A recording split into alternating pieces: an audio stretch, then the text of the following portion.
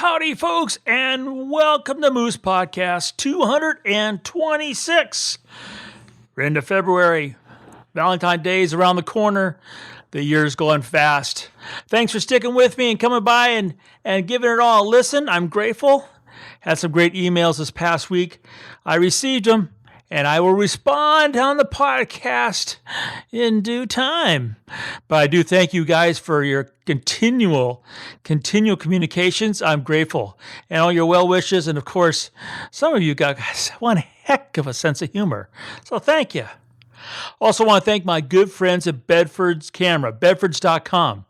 Hey, coming up next month, I'm doing a special broadcast with my good friend, dear friend, Robin Layton, courtesy of bedfords.com, Bedford's Camera, and Nikon USA. So make sure you come on by. It's going to be a really great evening. But make sure you head to bedfords.com. Use that MOOSE special discount, save some real money. Probably get free shipping and probably no sales tax. I know you're going to get great advice and service, so check them out. Bedford's Camera, bedfords.com. Thanks, guys, for sponsoring the Moose Podcast. Let's get right into this week's message. Relevant. Had a real interesting conversation with a colleague this past week. And as far as I'm concerned, they are just knocking out of the park. They're not as much in the public eye as they once were, but they are, like we are, busier than ever. They're doing really well. They're really making some great images. I'm just really loving some of them. And they're just, just keeping real busy and happy and all. And we were talking, and someone said to them, "What's it like not being so relevant anymore?" And they said that to me, and I said, "Well, I've had some folks say that to myself." And they said, "No way." I said, "Yeah." And they said, "I'm not relevant anymore." And we said, "Well, what the heck does that really mean?" And to be honest, who is looking for it and who cares? Well, I'm here to tell you, you're relevant. I'm relevant. We're all relevant.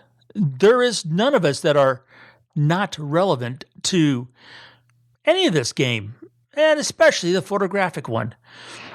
So when people want to rain on your parade, just throw up an umbrella and walk away.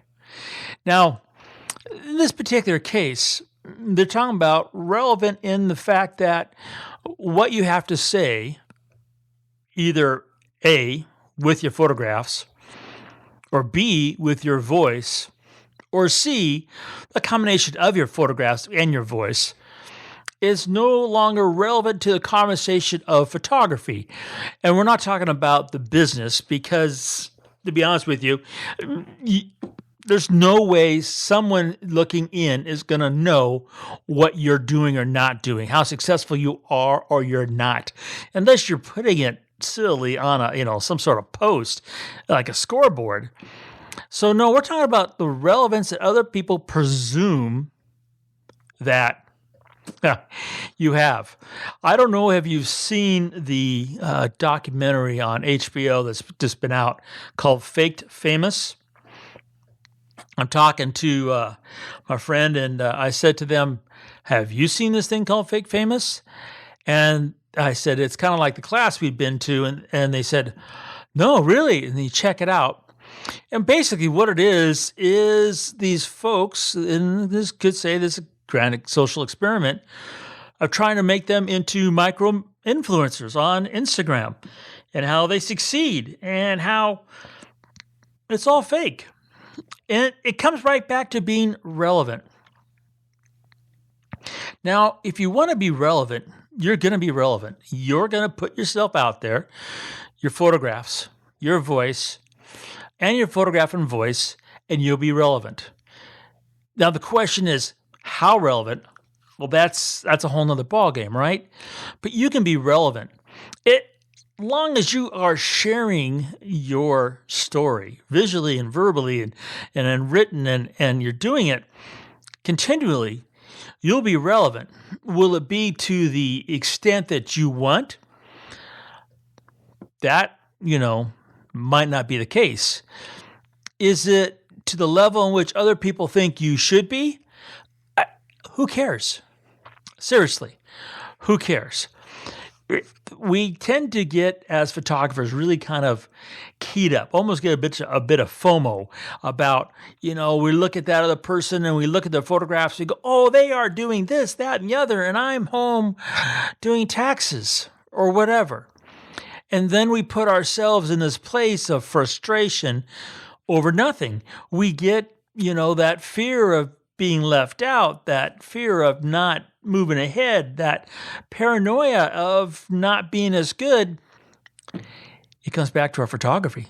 It affects us. You can't, unless you're not human, you can't help but have this stuff affect you. So if someone says you're not relevant or, whatever other things that they want to say, it doesn't matter. It really doesn't. The important thing is that you are really loving what you're doing. You keep doing it. And as far as I'm concerned, as long as you're sharing, you're always a winner. You are always relevant. Now, what if you want to take it to the next level? Well, I can't encourage you enough to go for that. There are so many of you out there that I know, either firsthand or secondhand, as in we've met or I watch your photographs as you put them out there. You are some really talented wildlife and aviation and landscape photographers out there that, in my humble opinion, aren't doing enough to push your own name out there. As my dad would say, only you could toot your horn. And some people will call that bragging. But in the business of photography, you have to be the one that promotes yourself. Now, I'm not going to bring up the whole branding thing because I don't go for that. Because I'm not, my brand, I don't have one. I'm a photographer. And my photographs are stories. They're not a brand. So I'm not going to go down that avenue. What I'm talking about is you're having belief in yourself, in your own relevance, that you take your stories out further. And I've talked about this many times.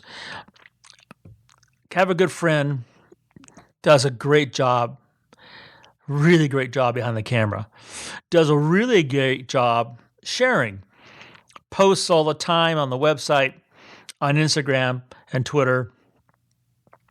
But I'm trying to get them to take the next step forward. And that's actually put a little bit of themselves into their voice. So they're putting themselves beautifully into their photographs, point blank, really doing a nice job.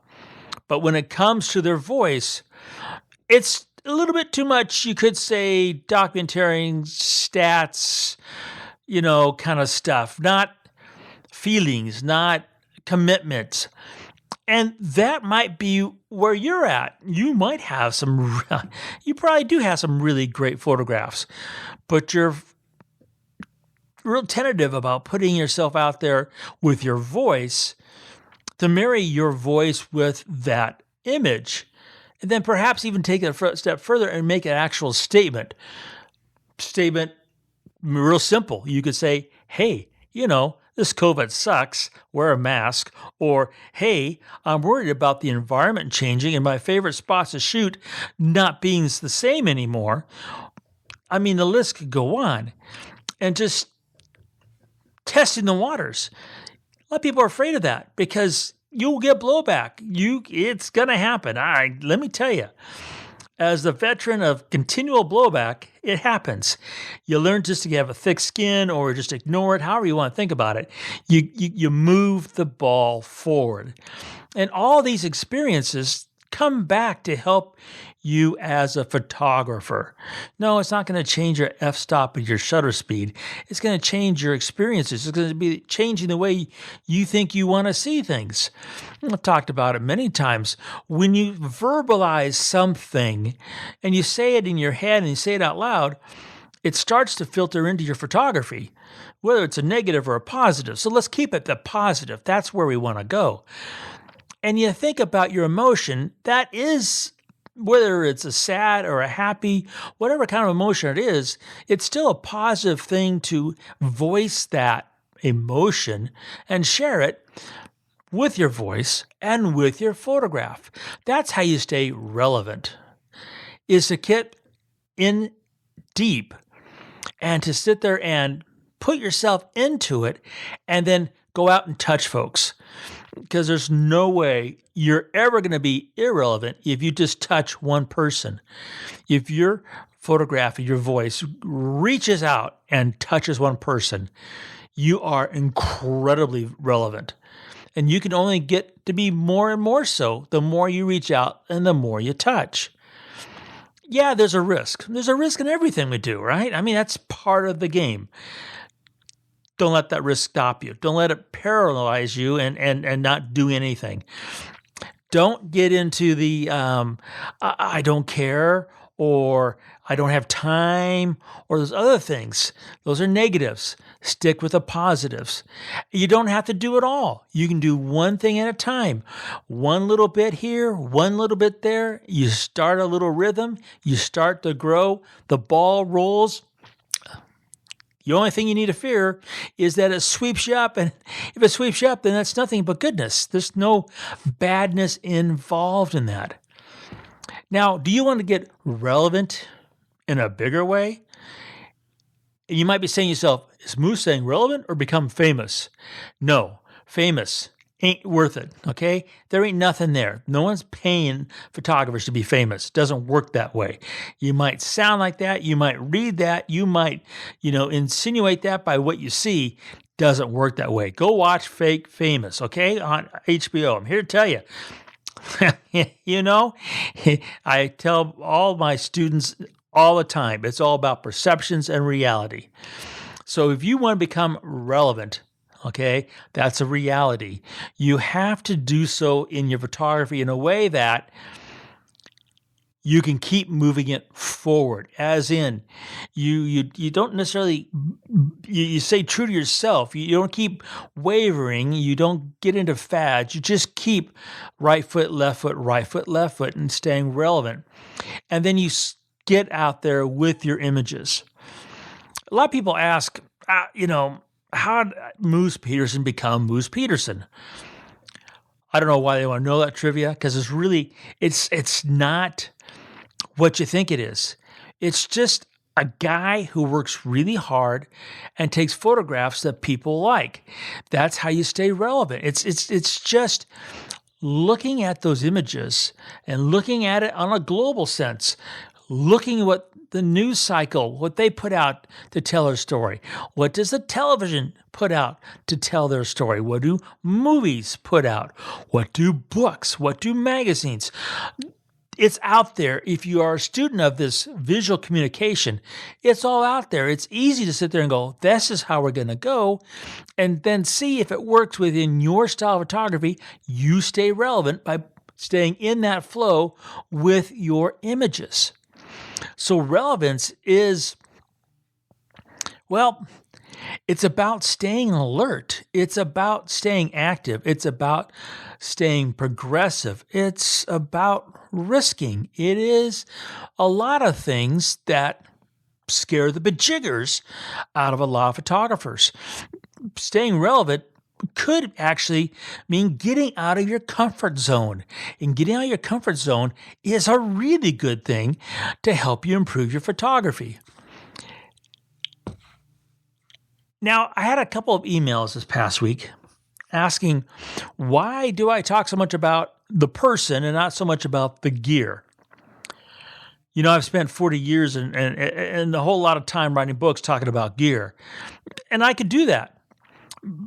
But that gear, once you have it, it isn't going to improve. It's not like you're going to buy a new camera body and then you sit there and you give it a little bit of water and sunshine and the thing's going to get better and better over time. It's the same when you take it out of the box as it is months later. The thing that improves is the person behind it. That's why when it comes to staying relevant, and this podcast, I'm talking about you and your photography, not the gear. That's probably the most relevant thing I can tell you. You are the magic. You're the storyteller. You are what's relevant. You guys stay safe out there, and remember to make every click your story.